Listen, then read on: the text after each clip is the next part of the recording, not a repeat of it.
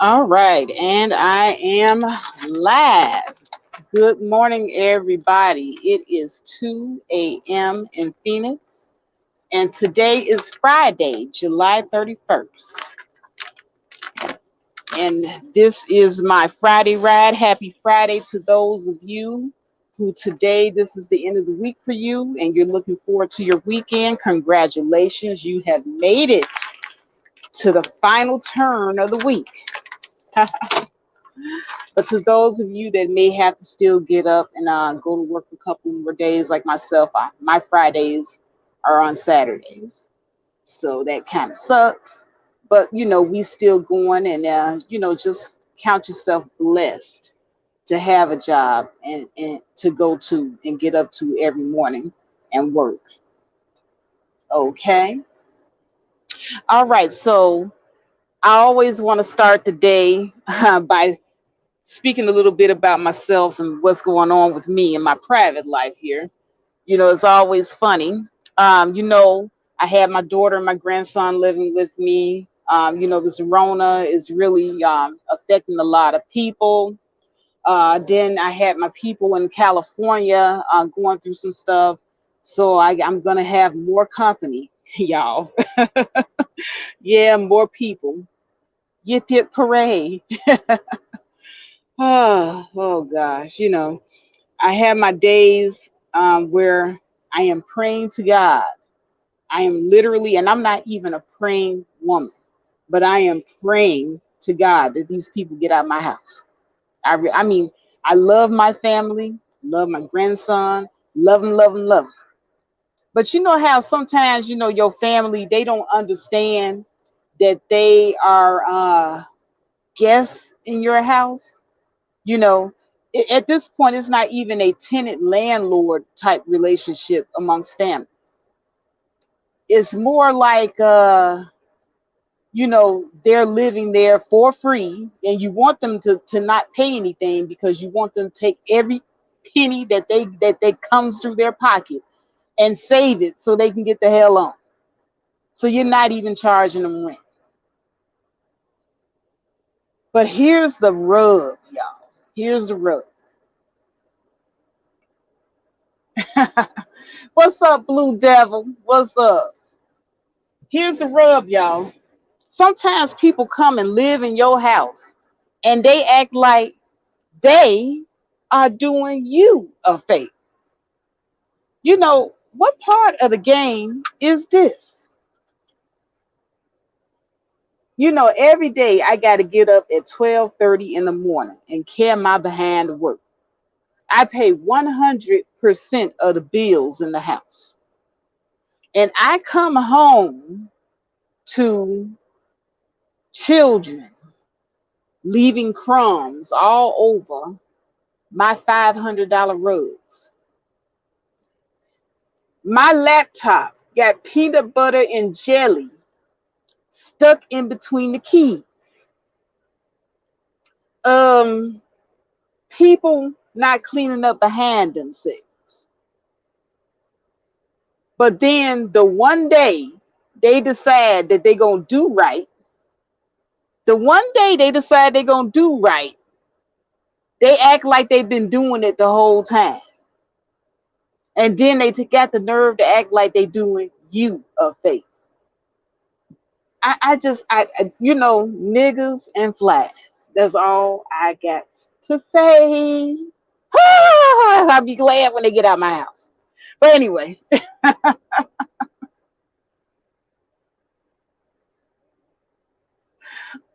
Blue Devil, yes, I'm snapping, okay? And Cremature, they could pitch in on the bills, but I really, really just want them to get out. At this point, I just want them to take whatever money they have and get the hell out. That would be the best present anyone can give me, that I'm helping. If I'm helping you, I am helping you to get on your feet so you can get the hell out fast.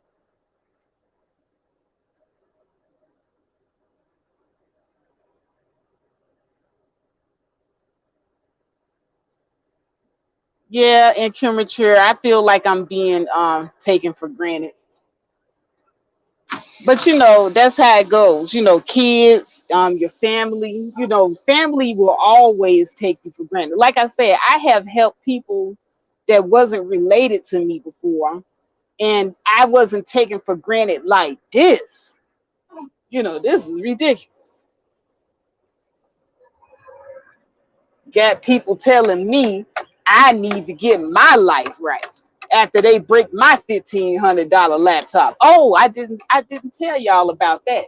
Yeah, I came home one day after a long, hard day of work. Not only do I come home to peanut butter and jelly stuck in between the keys of my laptop, but one day I come home and my $1,500 Dell gaming laptop is broken. Well, it's not broken, but the screen is all messed up. Yeah, nobody knows what happened. The ghost of screen breakers broke into the house and broke the computer screen while I was at work all day. And then how dare I come into the house and disrupt everybody's peace because I'm pissed off about my broken $1,500 laptop screen. How dare I be upset about it?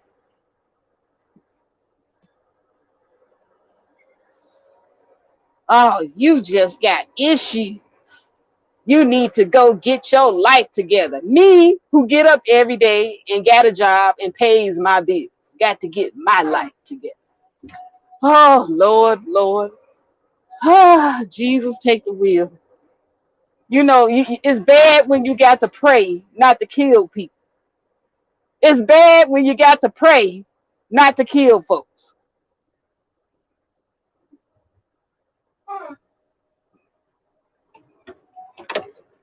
Water Sniper says if somebody needs to come by me to get on their feet, I don't ask them for money. That will give more to move out faster. Exactly. I don't never ask nobody for money. If they come to get on their feet, that's what they're there to do. I'm just there to provide, room and board. That's it. And I don't even pay for that. Don't even ask them to pay for that. Just, stack your money and get out. That's all I ask. And don't tear my shit up on the way out. But no, niggas and flags, man. Folks come in your house. They don't want to watch their kids. Let their kids do whatever. Then pretend like they don't know what their kids did.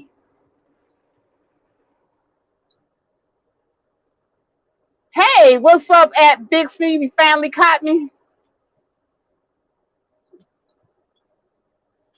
And Crumbature said, yeah, they'd have to get a job, bump that. And that's exactly what I say. But yeah, about my laptop though. So I'm upset about my laptop. I want answers. Who did it? What happened? How did it get broken? And these people had the nerve to tell me maybe I did it. Maybe you broke your own laptop while you were gone all day at work.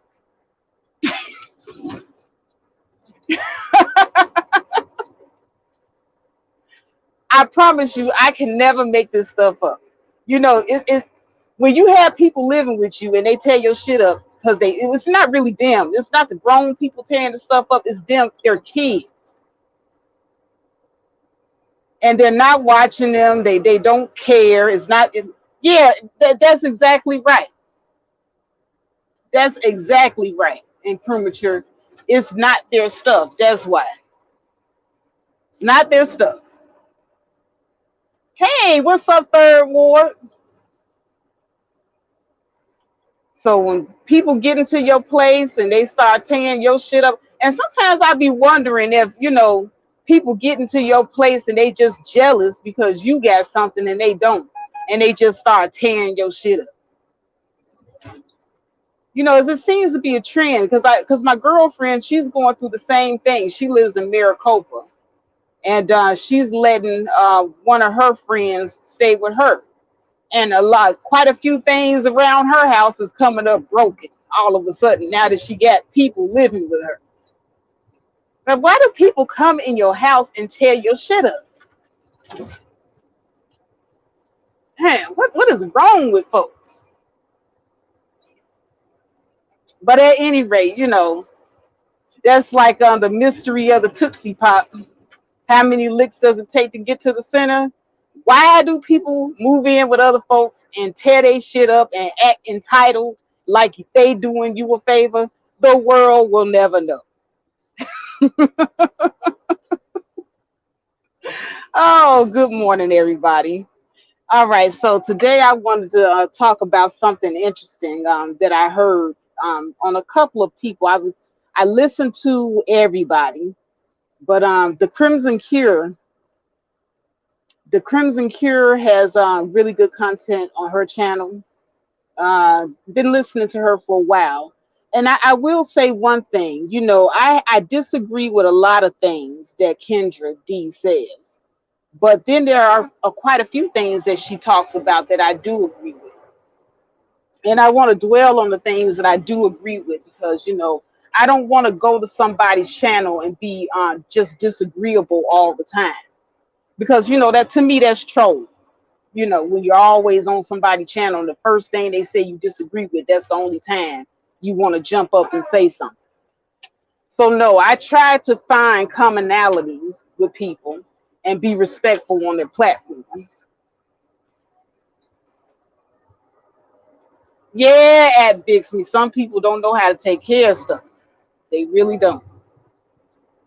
But so Kendra was talking about the unfairness of paternity and how paternity fraud affects men and how it is really something that is really rampant. Is something that happens more often than not. Okay.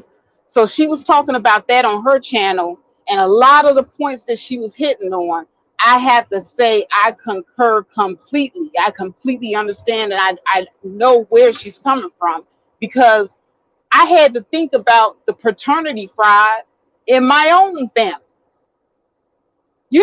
People that's in your family that done had kids outside of their marriages or relationships by other people, and they tried to pin it on the person they in the relationship with to save face.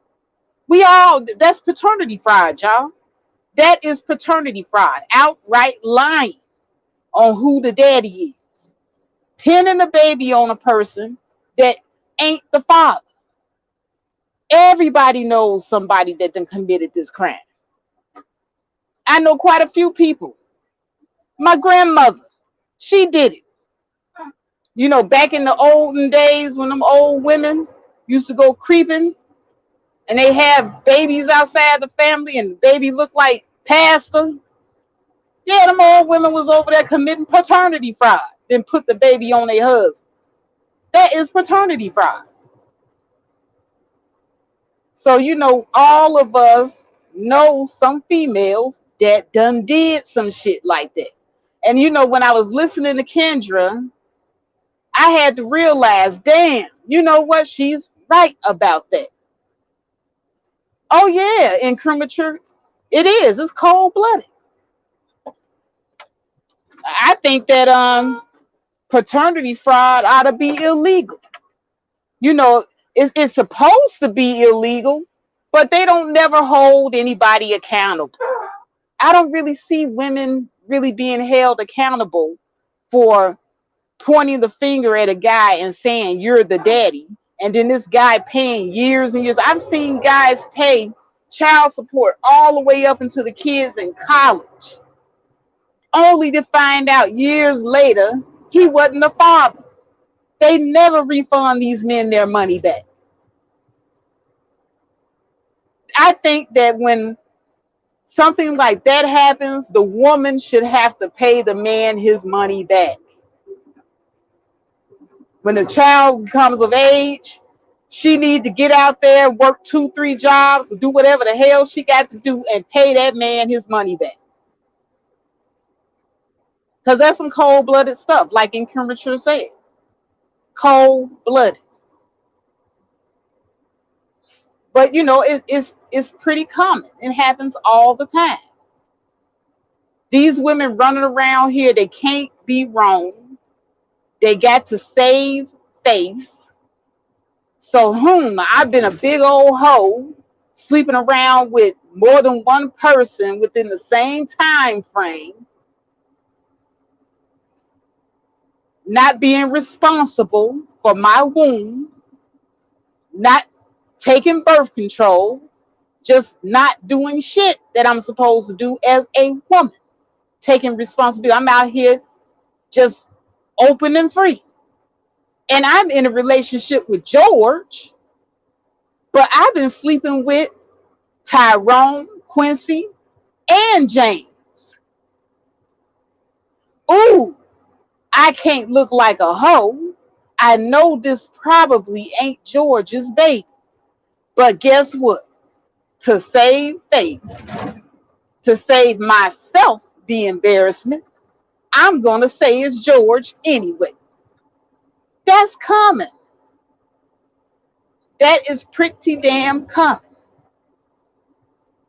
So, check out the Crimson Cure, Kendra D's channel, because she does have very thought-provoking topics on the situation. And like I said, even though I believe that when two people get together and create a life, I believe that those two people should be held responsible. Absolutely. Now, me, I'm pro-life. If it was up to me, would nobody be getting no abortions?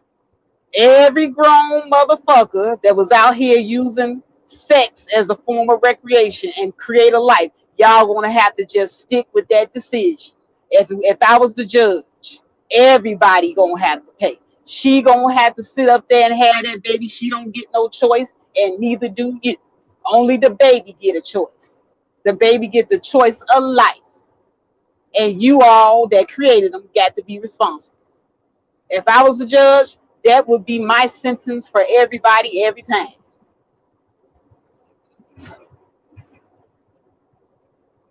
And also, in listening to her talking today, I really believe that more now than ever, they need to start adding DNA tests to the hospital bill. It should just be automatic. Baby born, father present, DNA test. And it should be automatically just added to the hospital bill.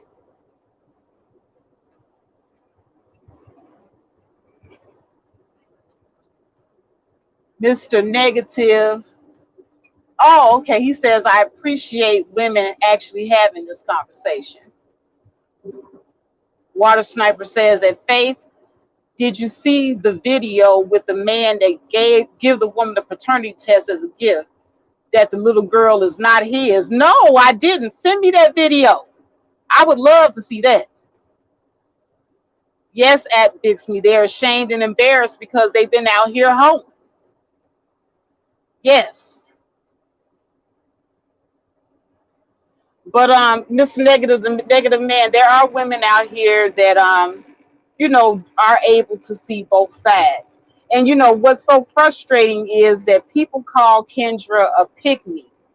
And I'm the type of person, I don't go and judge a person based off what other people say about them, because see, other people always have hidden agendas, whether that hidden agenda is even their hurt feelings. Kendra does not come off as a pick-me at all.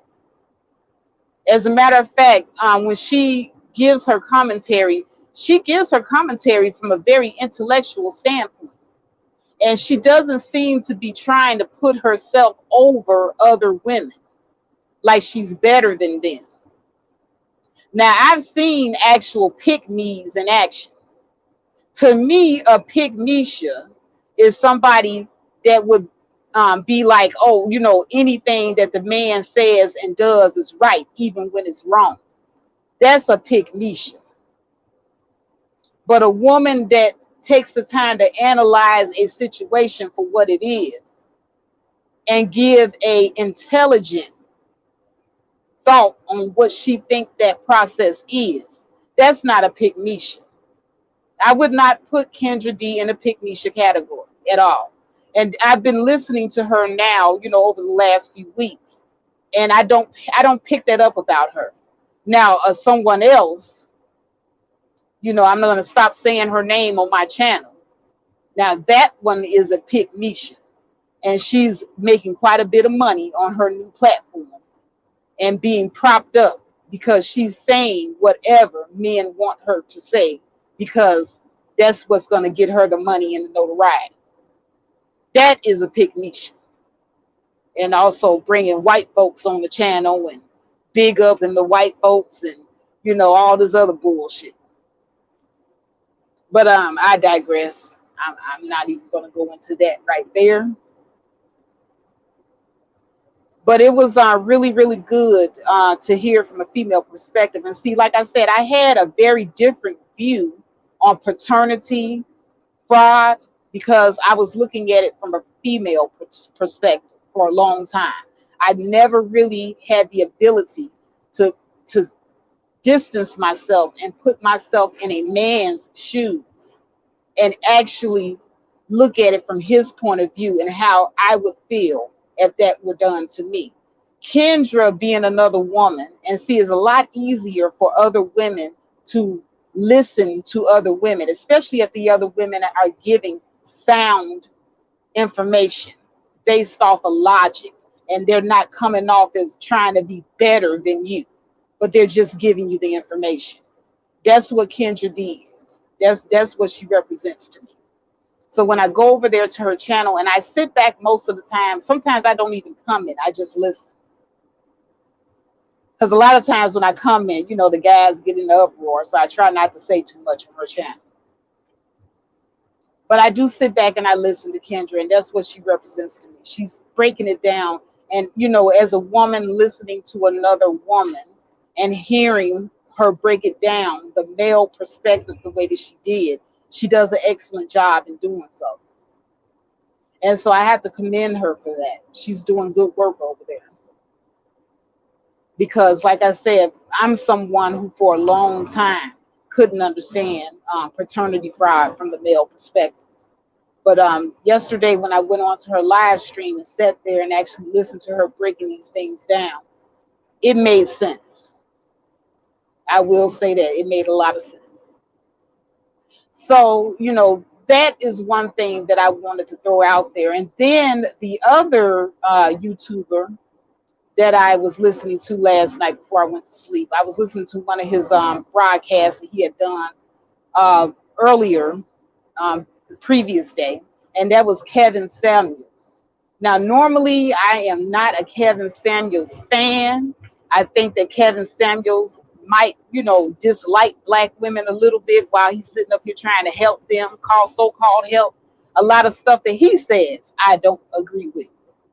But this one particular topic that he was talking about yesterday, when he was talking about black women, if our weight gets in the way of us finding high value men.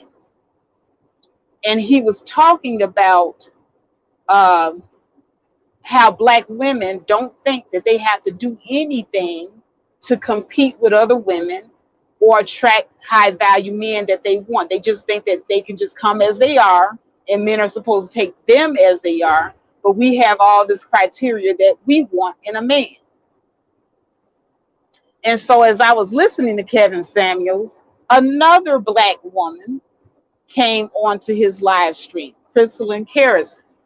And like I said, it's so much easier for women to take information from other women who are gifted in breaking down the male point of view. Because like I said, I wasn't really receiving it from Kevin, because Kevin, the way he puts it out there is kind of,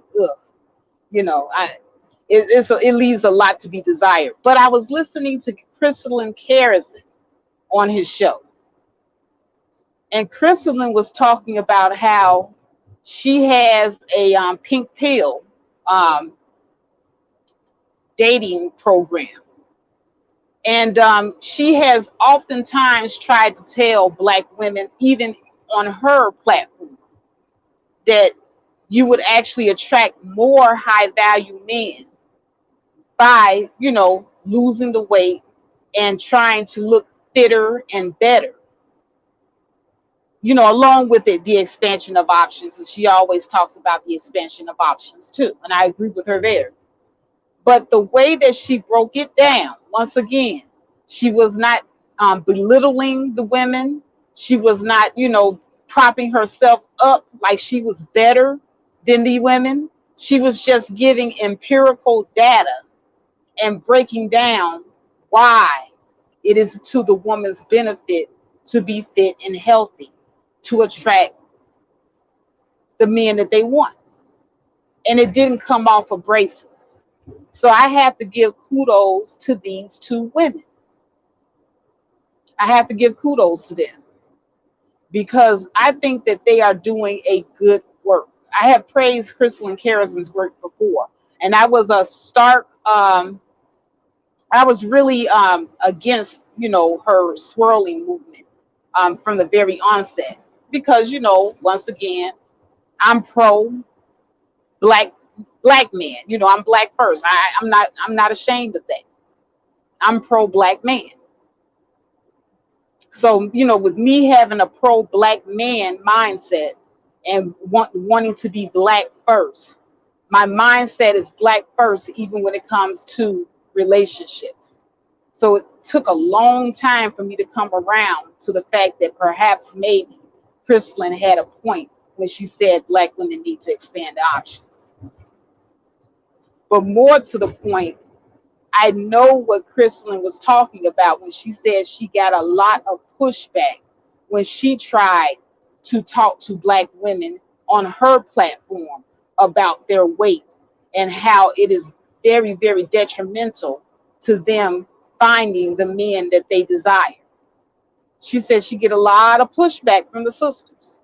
And I can relate to that because I can relate to that because Black women, we do not like to be criticized at all. Can I just throw that out there?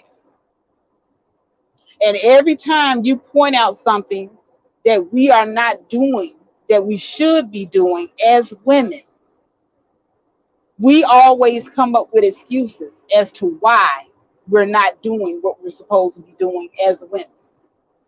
Because it's more important to be right than it is to do right. And I've come up against this type of pushback before. So I know exactly what Kristen was talking about. I know exactly what she went through. I have Black women telling me that, oh, men love the extra weight. Excuse me. They love the extra weight. A lot of men love their women to have them extra boobs and booties and all that type of stuff. Okay, what type of men are saying this? Because 9 times out of 10, if you have a guy that's making 6 figures, top six figures, and this is what Kevin has always been saying. To his credit, Kevin has always been saying this. But the way that Crystalline put it, it was not abrasive. It did not hurt anyone's feelings.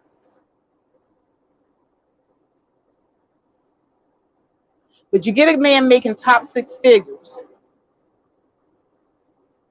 and you put him in a room with 50 women that look like Lizzo, and you put him in a room with 50 women that look like Kim Kardashian, how many of y'all think that he's going to pick the Lizzos? And this is what Crystalline Carrison was saying. And it's not like there aren't, you know, women who are overweight that don't get married or, you know, find high value men, but it's just their options are not as vast as the women that take care of themselves and are in shape. The women that take care of themselves, the women who focus on their femininity, their attitude, their beauty. I'm just gonna step out here and say Kevin Samuels was right.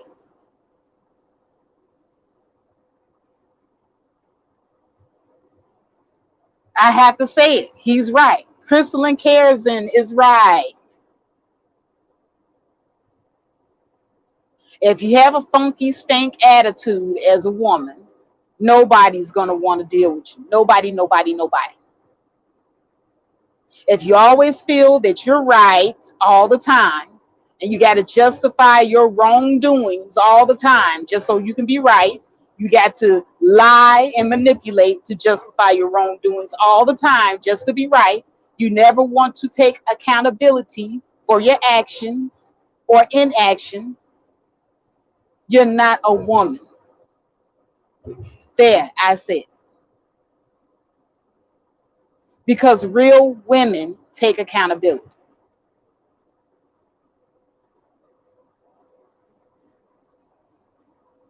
Now, I talk about health and fitness on this channel, but I talk about it more in the realm of longevity and wanting to be around for a long time. But Crystalline talks about you keeping your body up in the realm of getting and attracting the men that you want. And she's absolutely right. Men are very visual. There's no getting around this.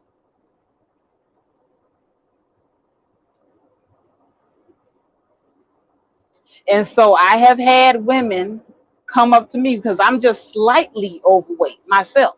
And actually, I don't even think I'm overweight anymore because I've lost quite a bit of weight. Just walking every day is really working for me, guys. But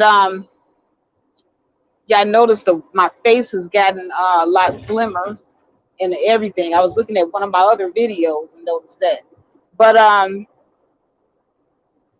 anyway, enough about myself. I'm talking about myself. But yeah, where was I? So you have to really take credence into what these people are saying because, you know, even though you may not agree with everything a person says, everything that people you don't necessarily agree with isn't wrong either. I'll just throw that out there. And sometimes you do have to have the ability to sit back sometimes, get out of your own way, get out of your own feelings, and listen. And that the person is giving sound advice based on the empirical data that's out here. I mean, you can pretty much just go online and Google it. You know, yeah, black women, we're taking L's in the department of our weight, our health in general. And so the type of men that I've noticed that don't mind a little, you know, chunk in the front, as long as you got a butt in the back, you know, those are not the high value men. The high value guys, they have access to all manner of beautiful women. And they don't have to take that chunk in the front. So they will pass you up because they got more options. And also, similarly, your attitude. A man of means has access to numerous different women trying to get with him because of his status as a man of means. So he's going to run against many, many different women with many, many different dispositions. Do you think that he has to deal or put up with a woman that got a funky attitude when he can get just as good a look a woman, just as good looking a woman as you without the attitude? Because this guy has so many different options. So when Crystalline was breaking it down, she only had so long to do it because Kevin, really wanted to get back to his show. And, Crystalline was only on there, to, agree with something that he was saying. But they did agree to have a show together later on. And I can't wait to see that show because I like the combination of those two together. I think that they pretty much bounce ideas off of each other quite well. And they're both articulate and very intelligent people. I really enjoy listening to them, even though I don't really agree with a lot of things that Kevin Samuels say or the way he goes about doing them. It does not take away from the fact that he has a very nice platform. It's very professionally put together, and he's respectful most for the most part. But he throws in a little slick, what you call it, the sneak diss. He does that, and that is not lost on me at all, and that is what I object to. But he doesn't outright get into calling women out their names, and he doesn't allow that in his chat. So I do respect him for doing that much.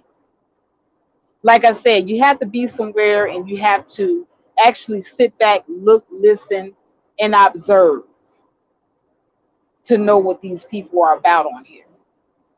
And so Kevin Samuels, although I still think, there's an underlying dislike for black women, um, he at least does that much.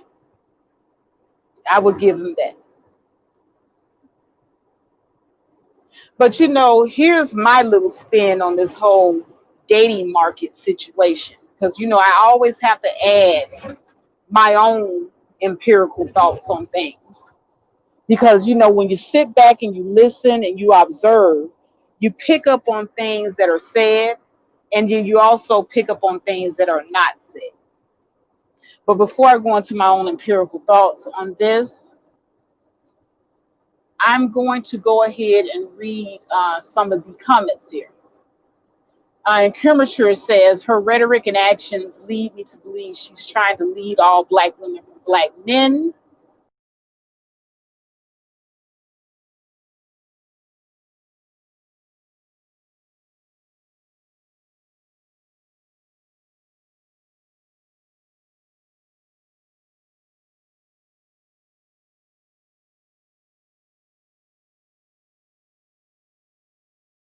All right, I'm back. I'm sorry. I was trying to read the comments here, and then I ended up clicking on something.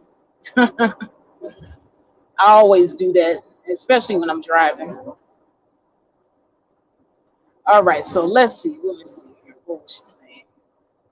Yeah, he was saying her rhetoric and actions lead me to believe she's trying to lead all black women from black men and into the pocketbooks and bedrooms of white men, in my opinion. Yeah, I used to think the same thing. But until I really started looking at the empirical data, and then when I start realizing that, no matter how much you dial yourself up, no matter how much you change your attitude, there's only so many high value black men to go around. And then also take into consideration there's a 3-to-1 man shortage. So black women have to pretty much expand their options if they want to find decent men. So yeah, I used to have that opinion, but now I'm, looking at the evidence before me, and it says that black women have no other choice here in this country.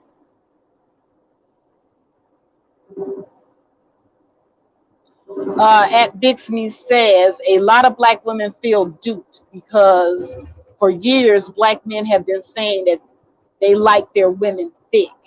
Oh yeah, and that's the part right there, at Bixby. for years and years. You even have Sir Mix-a-Lot made a song about it. You have Drake, who is a high value man, says he likes his women BBW. Oh yeah, hmm absolutely. I feel exactly what you're saying. So yeah, if we feel duped, absolutely, because now it seems, and see, this is the other thing, because this is what I was getting ready to go into with what I've observed, and you observed the same thing that I've observed, because it seems as if black men start moving this goalpost all of a sudden, because for years upon years upon years and years and years and years and years and years, ever,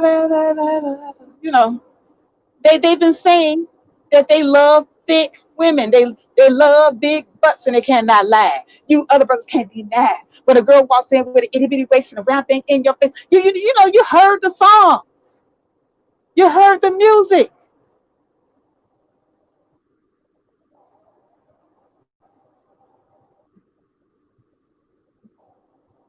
and so now we have people like Kevin Samuels coming out saying you're fat, you're fat. But I remember Sir Mix-a-Lot saying full in the middle, but she got much back.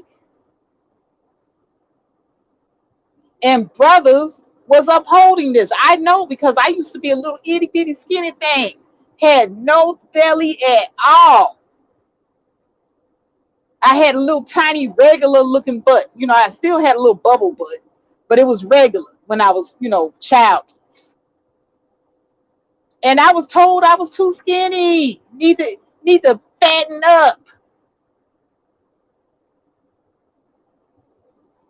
Exactly, at Bixby. At Bixby says, when I was 5'4", 125 pounds, black men ignored me. I feel you, sister. It was them sisters that was wearing the size 14 that was getting all the attention. I remember. Girl, you are not crazy. I am not crazy either. And the guys that were giving them the attention were the guys that had the money.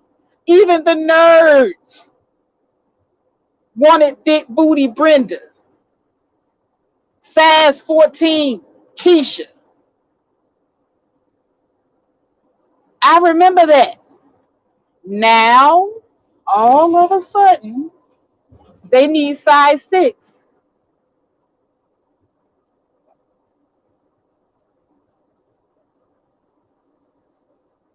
Blue Devil says faith is always been that way in the South. Exactly.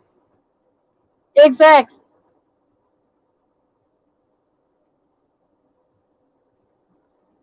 And Kermature says, so even with the racist political climate, you think that's wise. How do sisters and brothers know they're not with a white supremacist? Well, the same way that a sister has to vet black men so that she knows that she's not with a pedophile or rapist or a murderer, the same way that she had to vet non-black men so that she knows that she's not with somebody that's racist. Same thing in Kermature. Same thing.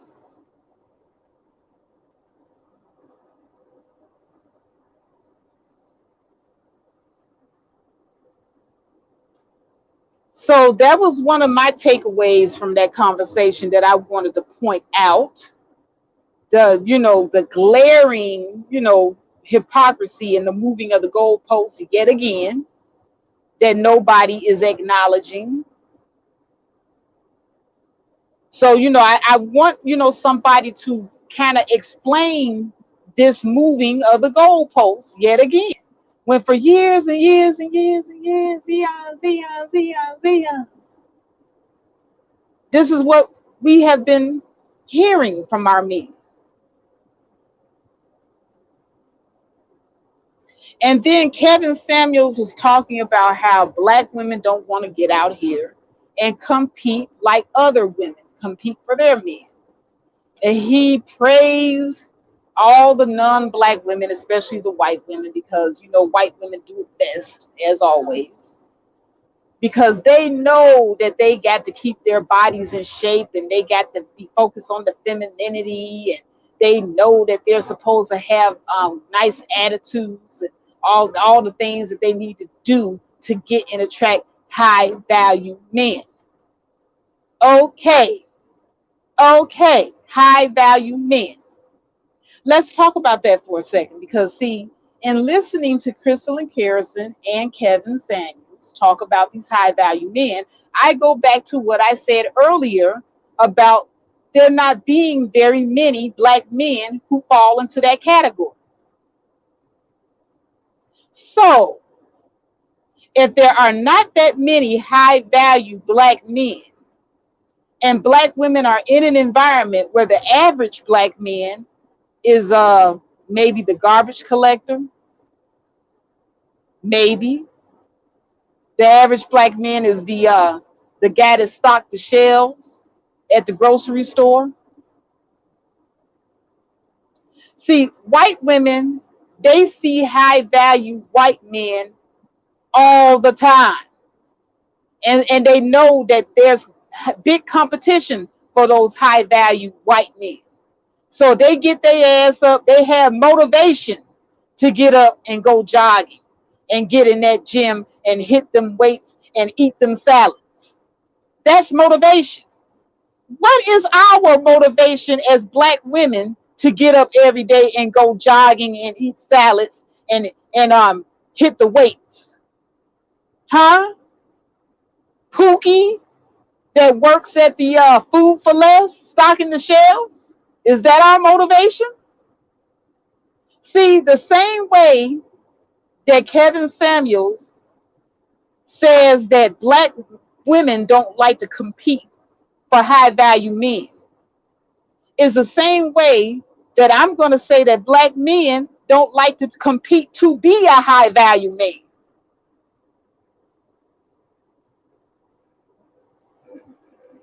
I'm going to say it again so y'all can understand what I'm saying. Kevin Samuel says that black women don't like to compete to get with high value men. And I am saying that black men do not like to compete to be high value men. If I wake up every day and see high value men like white women, I would be my ass in the gym every day too.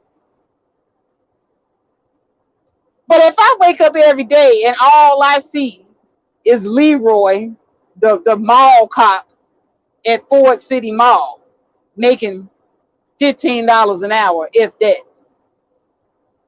I'm not busting my ass for Leroy the mall cop. And this is what black women are thinking. Because guess what?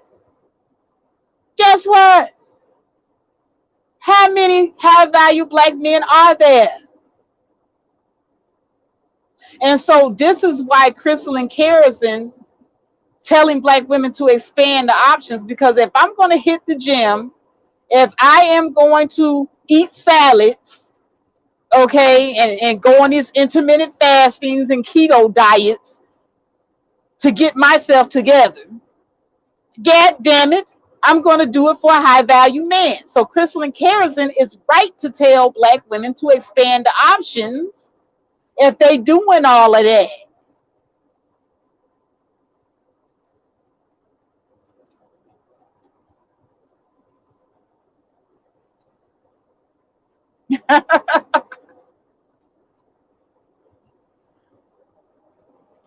Good morning, I'm pretty damn gangster.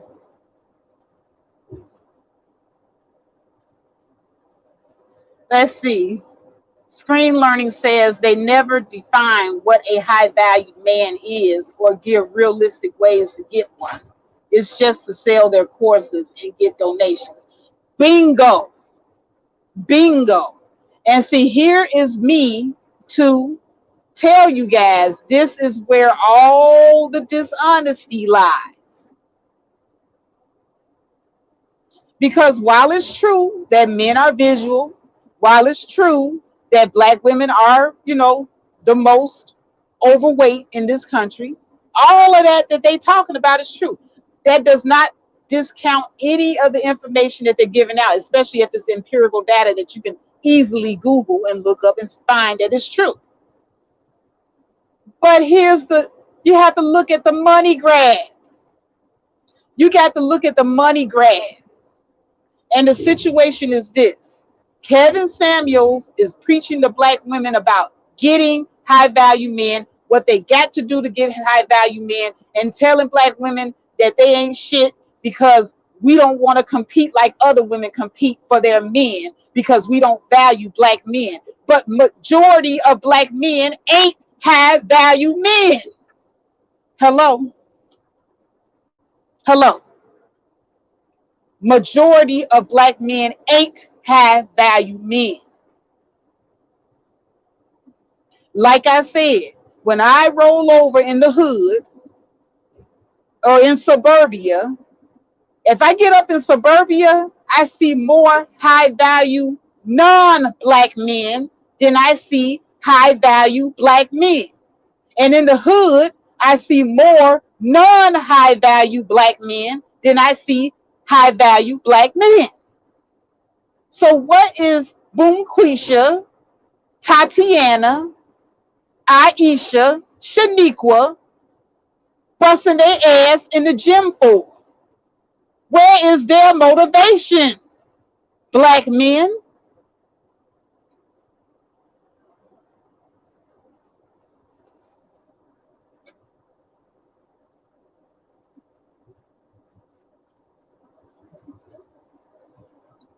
And Crystalline, new surgery looks bad in the face. You know what? I saw her and I thought that perhaps she had surgery, but I wasn't sure. So you said she had surgery?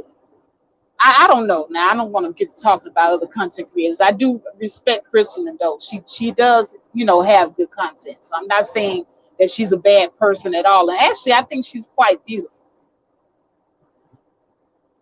KK. But yeah, I thought about, because when I first saw her, I could have sworn her nose was wider than that. And it does look more narrow now. So I wasn't sure. I didn't want to call that out. But good observation, KK. Screen Learning says most single high value men inherited their wealth or are non-black. Exactly.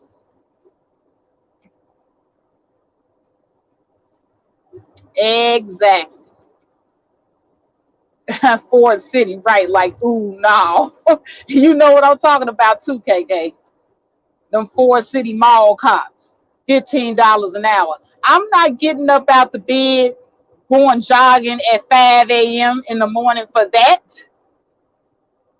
You sitting up here talking about the white women getting up at 5 a.m., 2 a.m., 3 a.m. in the morning going jogging, because every time they get up and look around their neighborhood, they see high value white men.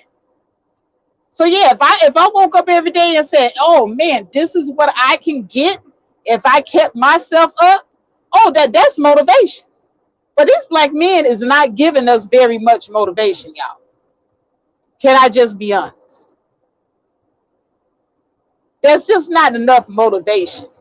And not only are we not being motivated to get up at 5 a.m. and go jogging, but we also got to go 50-50 with these brothers. I'm not finna get up, go to work, and go jogging to go 50-50 with your ass, Tyrone.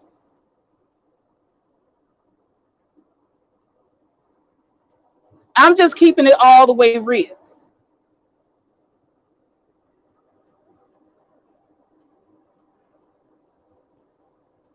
Screen Learning says America black man culture is anti-high value man.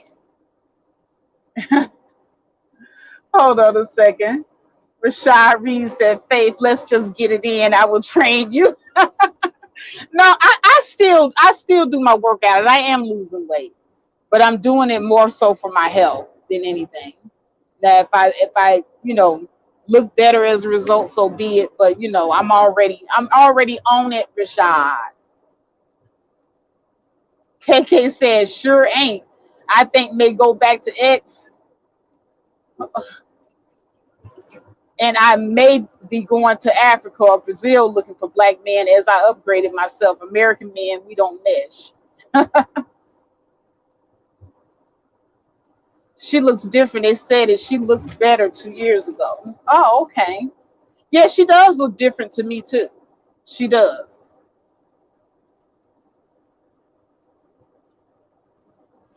Rashad Reed says you need to get up and jog for you. Exactly.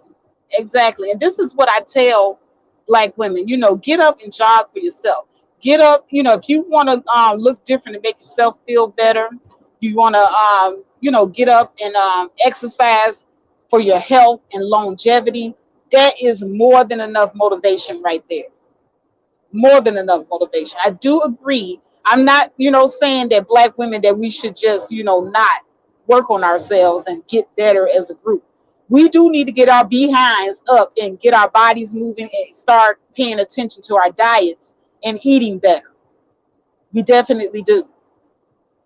But it's just the very idea of Kevin Samuels sitting up here talking about black women don't value black men. Black men don't value themselves.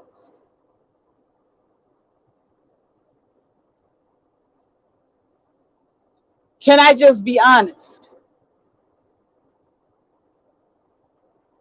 Whenever you sit up here and you only got maybe 10 or 20% of black men can actually say that they are high value and the rest aren't, black men ain't valuing themselves and they're not giving black women anything to compete for.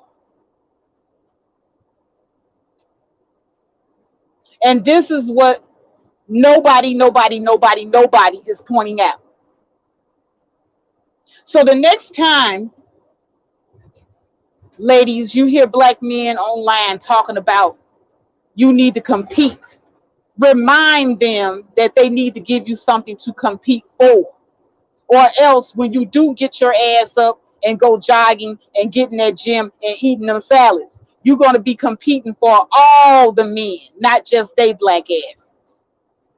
Because you want access to somebody that is actually high value, not just because their skin is black.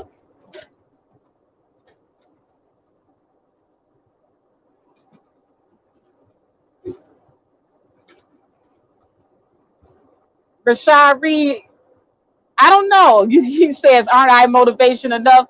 I don't know how much you bringing in a year. Let's see what them coins look like.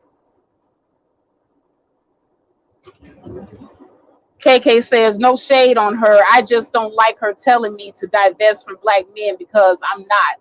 I don't mind changing and wait a minute, and keep working out. I've had a few high value men in life." Screen learning. Yeah, you damn right I'm going on strike. Good morning, Mia D. You coming in towards the end. I got how much time I got left? I got a few minutes left. KK says Kevin is kind of crazy anyway in the head. I wouldn't put it past him. But he's a good looking guy. I like tall, slim, chocolate men. That is my thing. Ooh, the guy I'm talking to right now, how DMX looked in that movie Belly? I love DMX in that movie, by the way. Yeah, the guy I'm talking to now reminds me of the young DMX, the young virile DMX. Shoot, he can DMX me. But anyway, I digress. I won't be talking about my own personal life. But yeah, that's a mighty fine piece of chocolate right there. And he's 6'4". Ooh, girl. Good Lord have mercy. But anyway, Rashad Reed said, "I won't tell anybody that the song Hey Lover comes into your mind when I come in the chat room. I will keep that between us." Rashad, Who in the you know what? You on punishment. You gonna have to hit the wall. What's up, Suge? I mean, I'm sorry, Doug. What's up, Doug?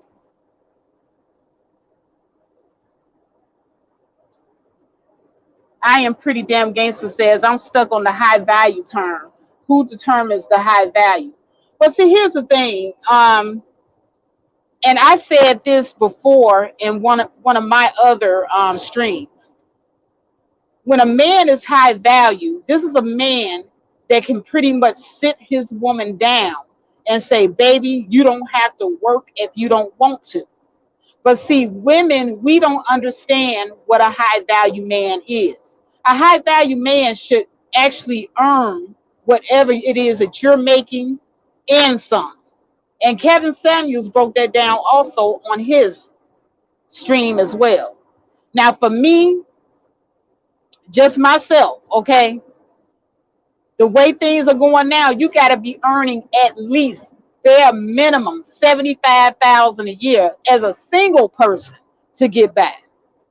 So for me, at the bare minimum, my man, in order to sit me down, got to be making $150,000. Now, if I was a younger woman and we want children, he would have to be making $150,000 plus an additional $15,000 per child we have. And that is what I call high value. So, ladies, you sit up here and you get with a guy, he making 75,000, 80,000, 100,000, and you think that man actually got enough money to sit you down, you crazy. Even at $100,000, he ain't got enough. The man need to be making his income plus your income in order to say, yeah, baby, you can sit down.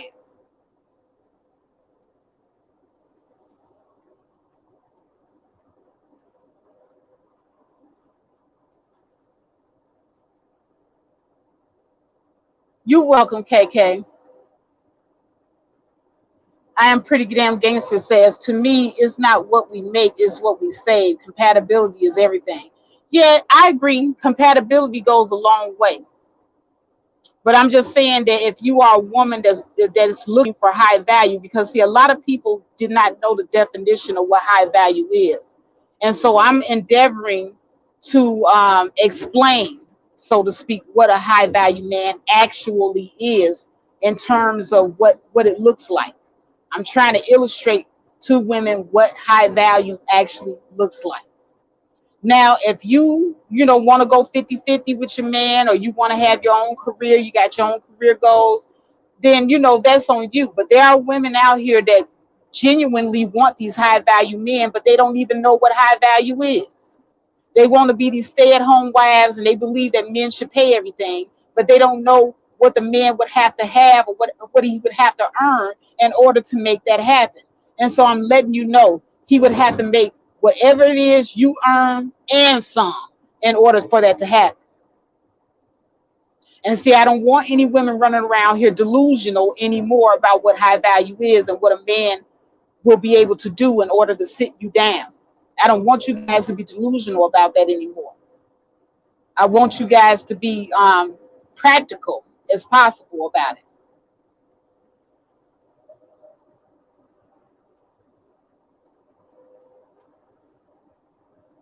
Rashad Reed says, this is where I feel y'all delusional. I don't make near that amount, and my ex hasn't worked since 2014. It depends on, each individual woman. Like I said, she would have to definitely take less, definitely, and it depends on what type of lifestyle she had before. Like a man making $80,000 a year, he can go to a third world country and pull a woman out of the swamp that ain't never seen deodorant or soap, and she'll think that just getting the deodorant and soap is changing her life. So it really depends on the woman. Now, for me, I know what deodorant and soap is. I know what a Fendi bag is. I know what a Michael Kors purse is. I know what all the great things in life is because I'm able to supply that for myself. So any man coming into my life would definitely have to come with some coins in order to sit me the hell down. So like I said, it really depends on the woman and what type of lifestyle she's accustomed to. But you're definitely supposed to be upgrading your woman when you come into her life.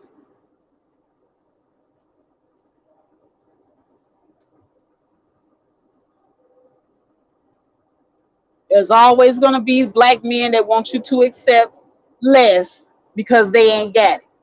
And there'll be some black women that will accept it because they ain't never been used to nothing no way.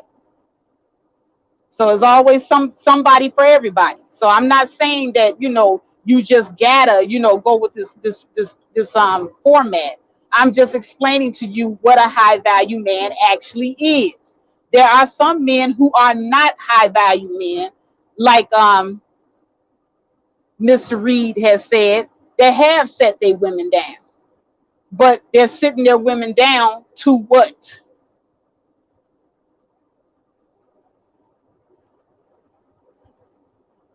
Because I know the mailman that used to live in our neighborhood had a wife that stayed at home.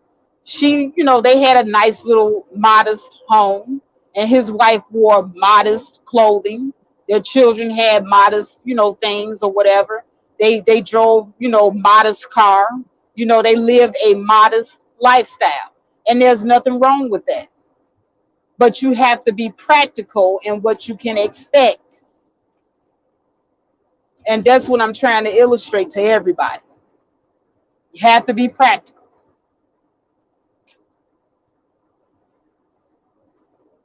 If your man earns 75,000 a year, don't expect to be living a lavish lifestyle because he ain't got it like that. Especially if he talking about sitting you down at home with 75,000 and some kids. Just expect, to have a modest lifestyle, if that. If that.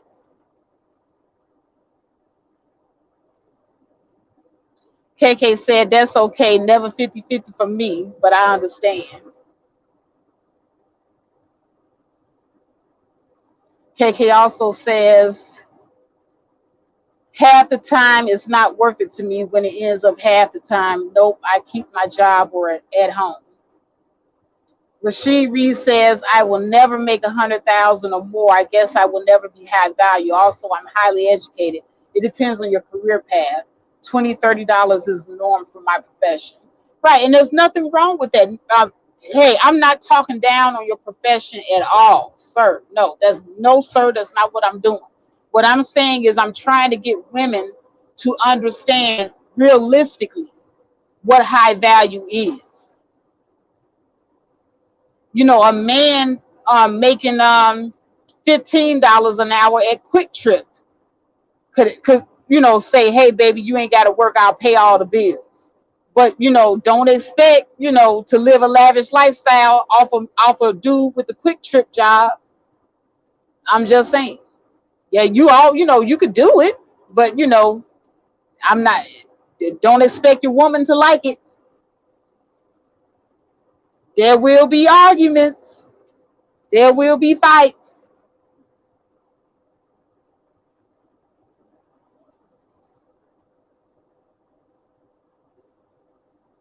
KK said, exactly, sis. I know what trips and fancy food, clothes, bags, and cars look like. Exactly. And if you're used to that sort of thing, if your man cannot provide you that same exact lifestyle without you working, then baby, he's not high value for you. He's not high value for you. Your man is supposed to upgrade you.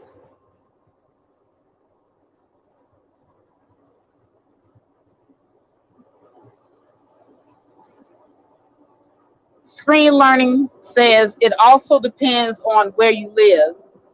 Here in Vegas, you need to make 100,000 as a single person, or you live in places where Tommy Sotomayor shows in his video, Street Fighter Daily. Yes, exactly.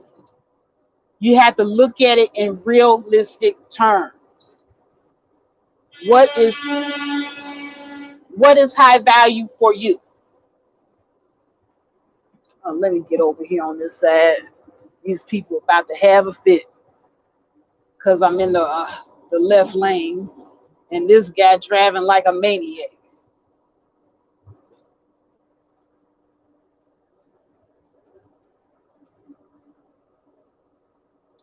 Let's see here. KK says black women are humble and settle too much. No shade. We're very loyal most of the time, and that's just it. Black women, we don't even know what high value men are. And when we have these swindlers come online, these dating coaches come online talking about high value, is very few of us that even know how many high value black men even exist. What is the odds that you're going to run into a high value black man, even if you a high value black man, even if you hit the gym?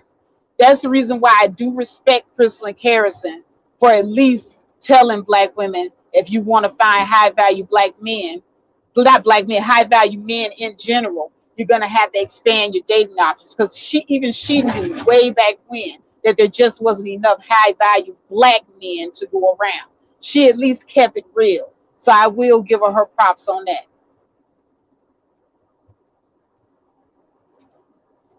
I am pretty damn gangster says if my man earns 75,000 and I earn 40,000, we saving somebody's income and living off one salary.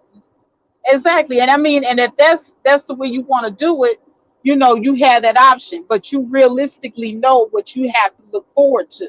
And this is what I want the sisters to understand.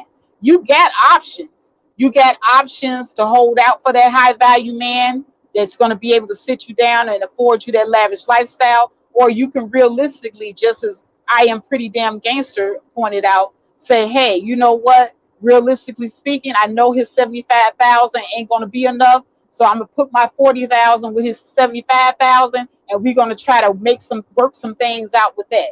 As long as you're realistic with your expectations, that's all I can ask for. But I don't need no black women running around here talking about a man making $100,000 living in New York is high value.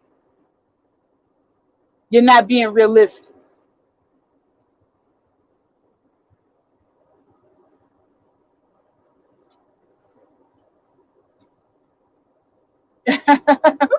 Screen learning.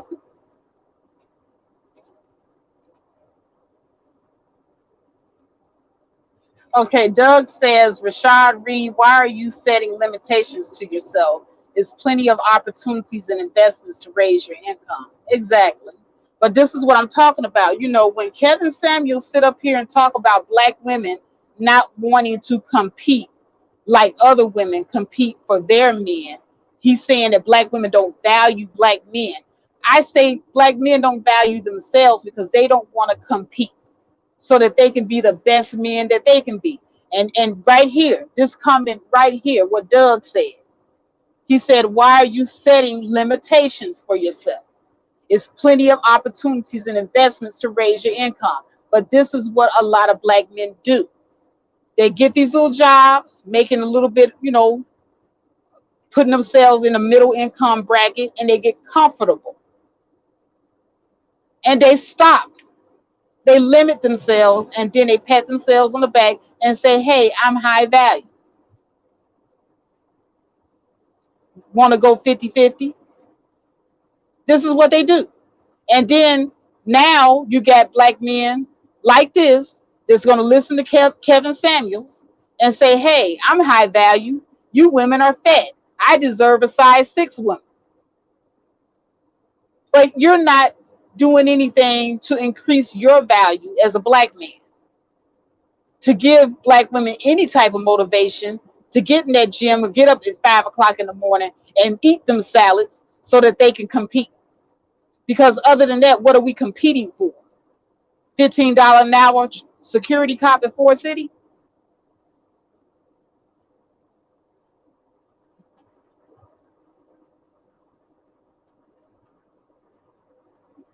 And Cremature says, I guess it'll be the white boys then. White supremacy made sure they have better access to that kind of money.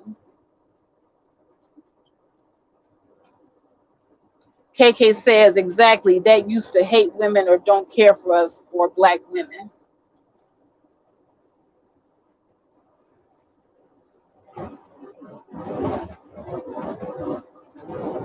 Exactly. So, guys, I just want to leave with this final thought because I am exactly an hour in, or just a little bit over an hour. I try not to go over this hour because these morning drives are just basically my random thoughts. And I did actually have a topic today, but I wanted to put all these thoughts out there because, while you have, Chrislyn Harrison and Kevin Samuel, they do have their point about what they're talking about as far as what high value men are looking for. Kevin Samuels and Kristen Harrison are exactly right.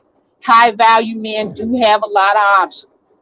High value men, you know, are very visual and they care about, a woman's look and her attitude.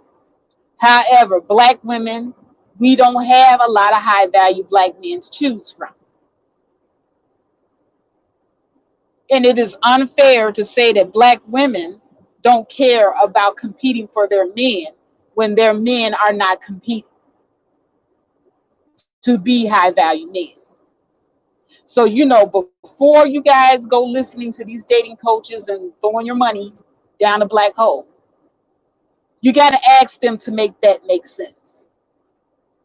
But at any rate, I'm going to leave you with that thought. I'm going to go ahead and thank everybody for coming in. Got Mia D. What's up, Mia? Screen Learning and Cremature. KK. What's up, Rashad Reed? Doug. All the people that came in. I am pretty damn gangster. I love that screen name, by name.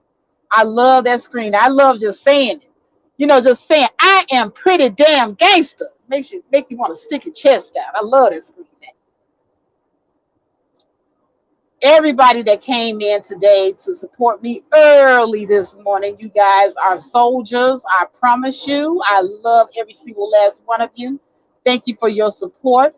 And with that, I am out. Peace.